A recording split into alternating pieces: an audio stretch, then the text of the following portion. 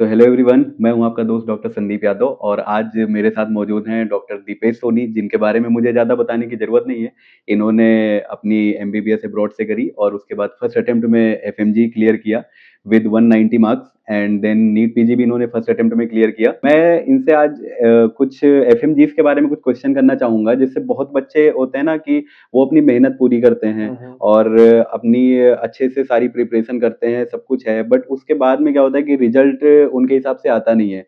और कुछ बच्चे होते हैं जिनका 2 3 4 अटेम्प्ट भी हो चुका है बट पास नहीं कर पा रहे हैं। तो उनके बारे में आप कुछ 2 4 शब्दों में क्या कहना चाहेंगे कि उनकी राइट स्ट्रेटेजी क्या होनी चाहिए?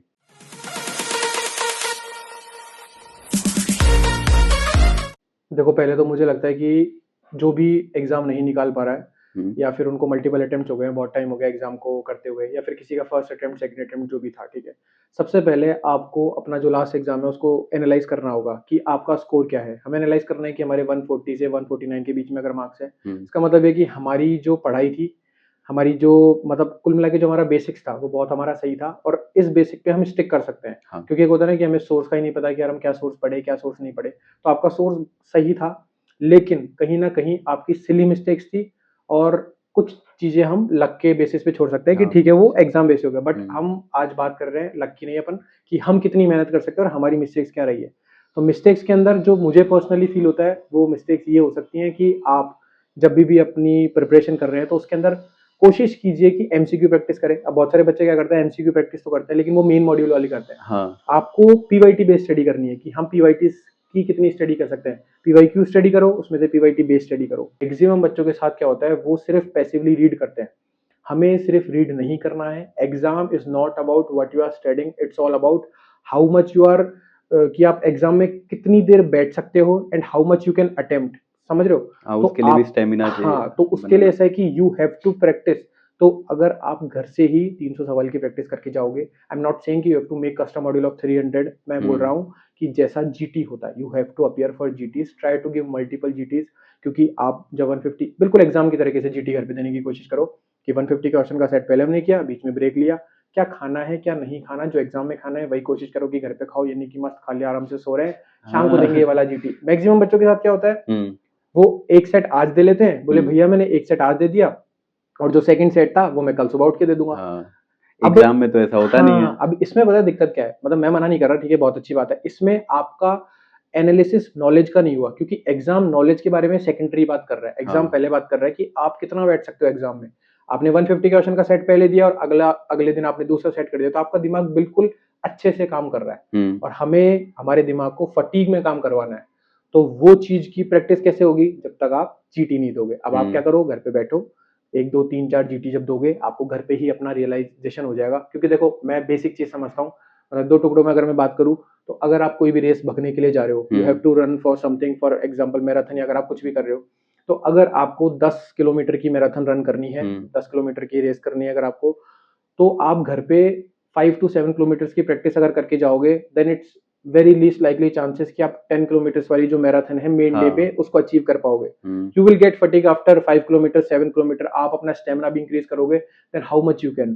क्योंकि इट्स नॉट अबाउट कि आप कितना भाग सकते हो या क्या कर सकते हो, इट्स ऑल अबाउट कि आपकी मसल मेमोरी कैसी है। आपको थकान कब फील होगी, just about after your practice, की यार मुझे थकान 50 सवाल के बाद ही हो जाती है, हाँ। मुझे थकान 100 सवाल के बाद होती है। और वो कैसे होगा, विद टाइम, पेपर इतना लेंदी है, 300 क्वेश्चन सॉल्व करने हैं। हाँ, बस मेन चीज ये है। तो आपको बस वो प्रैक्टिस करनी है कि 10 किलोमीटर अगर हमको भागना है, तो you have to practice, try to practice for 11 kilometre 12 kilometre.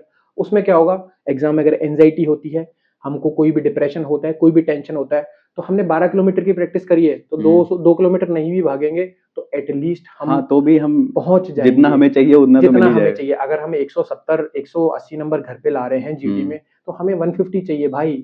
Plus हो जाएगा तो बहुत अच्छी बात है, नहीं होगा तो एटलीस्ट हम सेफ जोन। तो अब मैं दूसरा सवाल पूछना चाहूंगा डॉक्टर दीपेश सोनी से कि जैसे बहुत लोग को ये नहीं पता होता सेकंड अटेम्प्ट या थर्ड अटेम्प्ट में कि हमें अपने सेम नोट्स पढ़ने चाहिए या कोचिंग लेना चाहिए, ऑनलाइन करना चाहिए, ऑफलाइन पढ़ना चाहिए। बहुत सारे सवाल होते हैं क्योंकि फर्स्ट अटेम्प्ट में तो क्या होता है कि हम एकदम फ्रेश होते हैं, ठीक है, तो हम जो अच्छा लगता है करते हैं, बट सेकंड में हमें पता ही नहीं रहता और प्रेशर और रहता है। तो सेकंड में हमारा राइट अप्रोच क्या होना चाहिए, ऑनलाइन, ऑफलाइन, कोचिंग या सेल्फ, इसके बारे में क्या कहना चाहेंगे? देखो, थोड़ा चीज़ों को हम ब्रेक डाउन करने की कोशिश करते हैं। सबसे पहले हमें, जैसा मैंने लास्ट आपको बताया था कि हमें पहले एनालिसिस करना है कि हम कहाँ पे स्टैंड कर रहे हैं। मैं फर्स्ट अटेम्प्ट वालों की बात नहीं कर रहा, in this we are going to talk about जिनका सेकंड, थर्ड, फोर्थ अटेम्प्ट है। हाँ। पहले आपने एनालिसिस कर लिया कि 140 से 149 का मैंने बता दिया कि हमें क्या करना है। अब आता है कि आपके 130, 135 के ऊपर नंबर है कि उसके नीचे नंबर है।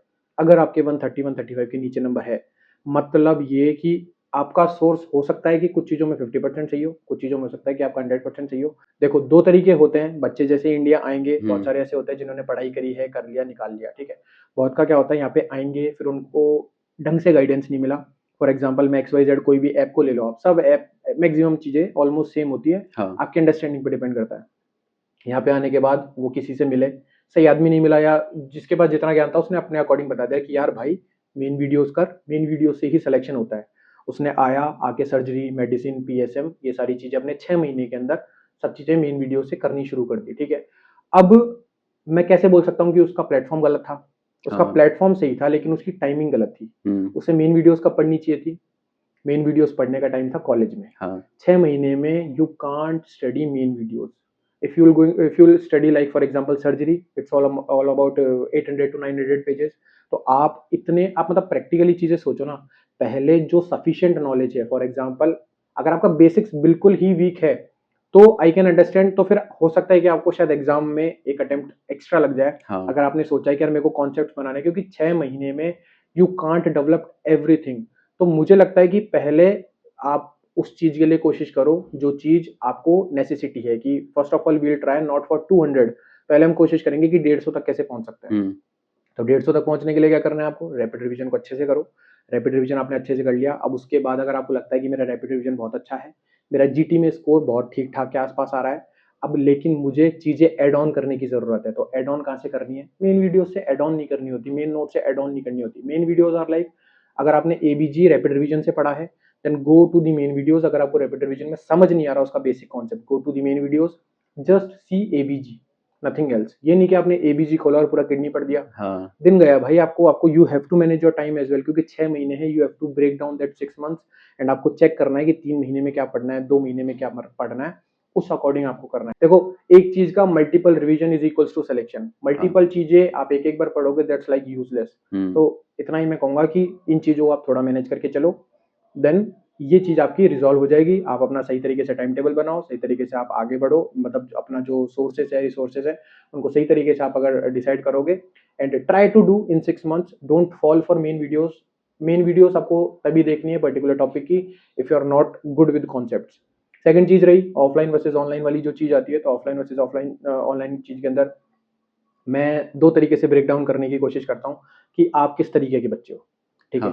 अगर आपको लगता है कि मैंने ऐप ले लिया, फॉर एग्जांपल आपको लगता है कि मैंने ऐप ले लिया और घर बैठ के मैं प्रोक्रेस्टिनेट करता हूँ कि यार आज नहीं, कल देखेंगे, कल नहीं, परसों देखेंगे, चलो थोड़ी देर रील देख लेते हैं। अगर आप उस तरीके के बच्चे हो, देन आई डोंट थिंक कि you are good to go with online platform.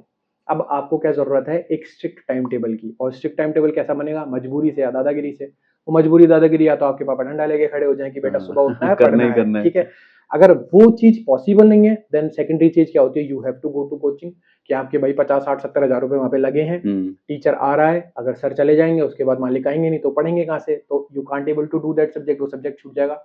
So you will have appropriate time कि आप वहां पे जाओगे, स्टडी करोगे सब्जेक्ट को, और फिर आप इतने दबाव में रहोगे कि you will try to study कि अब इसको रिवीजन और भी करना वहां है। पे कुछ देर अगर मन नहीं भी लगा तो आप 8-10 घंटे बैठोगे तो कुछ तो पढ़ोगे। हाँ, मेन चीज ये है कि आप वो करोगे। लेकिन अब इसमें दूसरी तरीके के बच्चे आते हैं जिनका, जैसे फॉर एग्जांपल मेरे जैसे बच्चे आते हैं कि मैं घर से ज्यादा क्लास में सोता हूँ, क्योंकि जब मैं अगर क्लास में बैठा हूँ और सर पढ़ा रहे हैं तो मैं, हो सकता है कि 2 घंटे बाद मुझे नहीं पता कि अब सर बस पढ़ा रहे हैं, मुझे मजा आ रहा है, लेकिन किस में आ रहा है वो मुझे नहीं पता, ठीक है। तो वो जो ऐसे हाँ, हर किसी का अपना अपना एक तरीका होता है। तो मेरे को क्या सूटेबल लगता है कि मेरे पास वीडियोस है, मैं उसको पीछे कर सकता हूँ, मैं आगे कर सकता हूँ, मैं आराम से देख सकता हूँ। मैं कोई 0.5 में पढ़ता है, कोई 1.5 में पढ़ता है, तो मैं अपने हिसाब से टाइम टेबल स्प्लिट कर सकता हूँ कि मेरे को अपनी रोजमर्रा की जिंदगी के हिसाब से मैनेजेबल चीज हो जाए। और हाँ, मैं हार्डकोर टाइम टेबल फॉलो करता हूँ कि मैं हर संडे GT देता हूँ। मतलब in my preparation I give almost 33-34 GTs for FMG।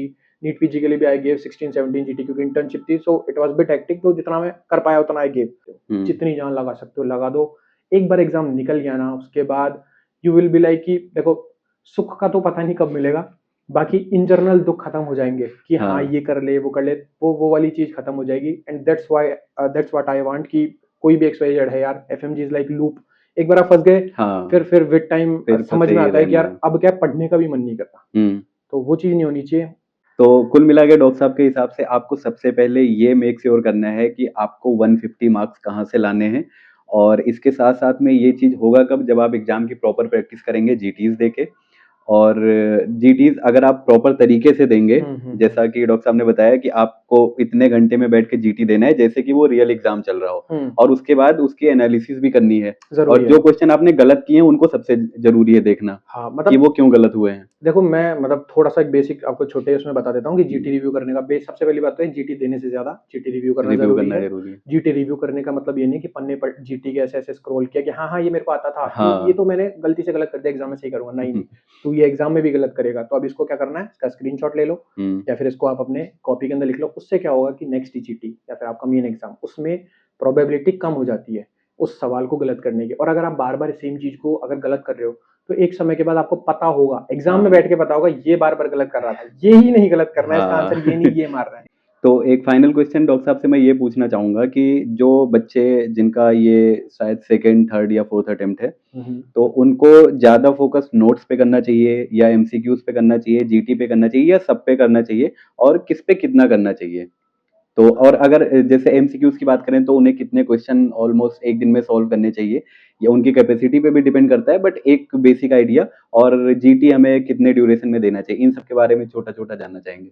मैं देखो बेयर मिनिमम सबका आपको थोड़ा थोड़ा बता देता हूँ। First of all will start with the notes and the MCQs. आपको 60-40 का रेशियो रखने की कोशिश करनी है। You have to study 60% of your notes daily और उसके अलावा 40% ऑफ योर एमसीक्यूज, ठीक है। तो उसके अंदर आप क्या कर सकते हो, बेयर मिनिमम डेली के try to solve at least 100 MCQs. Don't solve 100 MCQs all together कि मैं सुबह उठा 100 के 100 सवाल अभी करके खत्म कर दूंगा, दिन भर मारूंगा चल, नहीं, हाँ फ्री हो गया। वो नहीं करना है। आपको चीजों को समझ समझ के करना है। हम यहाँ पे मजबूरी के लिए नहीं बैठे हैं, यहाँ पे हम चीजें सीखने के लिए बैठे हैं, क्योंकि एग्जाम में सेम सवाल रिपीट नहीं होगा, करेक्ट। कोई और तरीके से पूछ लेगा। तो आपको क्या करना है, सुबह उठो, 25 का बना लो, 50 का बना लो, एक कस्टम मॉड्यूल बना लो, 50 सवाल 50 मिनट में किए, और आधा घंटा आप उसका रिवीजन कर ले लो। 1 से 1.5 घंटे के अंदर, मतलब अराउंड 1.5 से 2 घंटे के अंदर आपने 50 सवाल अपने पढ़ भी लिए, उनका अच्छा रिव्यू भी कर लिया। उसके बाद अपना रिवीजन कर लो। आपको दिन में लगता है कि मेरे को नींद आ रही है, 25 सवाल का एक और कस्टम मॉड्यूल बना लो, 25 सवाल और कर लिए। फिर रात को आप सोने जा रहे हो तो आप क्या करो, एक और 50 सवाल या 25 सवाल का कस्टम मॉड्यूल बना लो। ना ना करते हुए भी आपको पता भी नहीं चला, हाँ और 100-150 सवाल आपके हो जाएंगे। तो ये तो बेयर मिनिमम है कि आपको 100 सवाल तो करने ही करना। फिर अगली अपनी क्या चीज थी, जीटी। हाँ मैं पर्सनली जीटी हर वीक देता था। जिस दिन मैं आया था इंडिया उस दिन से मैंने जीटी देना शुरू किया, मतलब उस दिन क्या, उसके फर्स्ट संडे से मैंने जीटी देना शुरू किया था। और तब मेरा स्कोर बता देता हूँ, मेरा फर्स्ट स्कोर अभी तक याद है 126 आया था मेरा जीटी के अंदर। मैरो का जीटी दिया था, और वो देखते हैं, और मैं ऑलमोस्ट 15-16 सब्जेक्ट पढ़ के आया था मेन वीडियोज से कॉलेज के अंदर। अगर आप लगे रहोगे तो मैं क्या कह रहा हूँ वही, कि आपकी लंका नहीं ढहेगी। हाँ आप चाहे बढ़िया ना करो कि 200-250 नंबर आप नहीं ला रहे हो, but still you will be at that border only. तो कोशिश करेक्ट। करो कि महीने के एटलीस्ट बेयर मिनिमम 2 से 3 जीटी तो हम दे ही लें, एटलीस्ट 2 जीटी या से 3 जीटी। बाकी आपकी इच्छा है, आप कितने देना चाहते हो। तो कुल मिला के डॉक्टर साहब जितना मैं समझ पाया हूँ वो ये कहना चाह रहे हैं कि आपको 100 से 150 एमसीक्यूज तो करने ही हैं। हाँ अगर आप और कर पा रहे हो तो, जैसे बहुत लोग का क्या होता है कि नोट्स और वीडियोस उन्होंने कंप्लीट कर रखे हैं, तो वो एमसीक्यूज ज्यादा भी कर सकते हैं क्योंकि उन्होंने ऑलरेडी पढ़ रखा है नोट्स हाँ हाँ, वगैरह। और ये भी एक पैसिव स्टडी होती है जो कि अच्छी भी मानी जाती है कि आप क्वेश्चन सॉल्व करके फिर वो चीज पढ़ रहे हो। तो तो याद अच्छी होगी। हाँ, और बहुत लोग 20th नोटबुक में ये करते भी हैं कि उनको जो चीज नया लगा क्वेश्चन हाँ सॉल्व करते टाइम उन्होंने वो नोट कर लिया। मैंने लास्ट के, मतलब बोलूंगा मैं, शायद 4-5 दिन अपनी हाँ जीटी कॉपी और 20th नोटबुक उसी सेम। को रिवाइज किया है, नथिंग एल्स। सिर्फ वही हाँ उसी में इतना था भाई, वही रिवाइज में नहीं हो रहा था, तो और तो क्या ही पढ़ूंगा, तो वो वाली क्योंकि चीज। जो क्वेश्चन आपने सही किया आपको वो आता ही था, जो कुछ नया लगा आपने लिख लिया, और एग्जाम के कुछ दिन पहले जब आप फाइनल पढ़ रहे थे तो आपने उसको एक बार देख लिया जो एग्जाम में शायद क्लिक भी कर गया। हाँ बस बस बस। और एक दूसरी चीज बहुत अच्छी बात बताई डॉक्टर साहब ने, कस्टम मॉड्यूल बनाने का सबसे बड़ा फायदा ये रहता है, आप सुबह उठोगे, अगर आपका मन कर रहा है फोन चलाने का, आप हाँ रील्स देखने की जगह कस्टम मॉड्यूल सॉल्व कर रहे हो, क्योंकि अगर आपने उसकी हैबिट बना ली तो आपको सुबह 50 क्वेश्चन सॉल्व करने हैं, आदत वो बन जाए। आपके एमसीक्यूज भी सॉल्व हो रहे हैं, हाँ एक टास्क भी कंप्लीट हो रहा है, और हो सकता है आप नहीं भी उठे हो।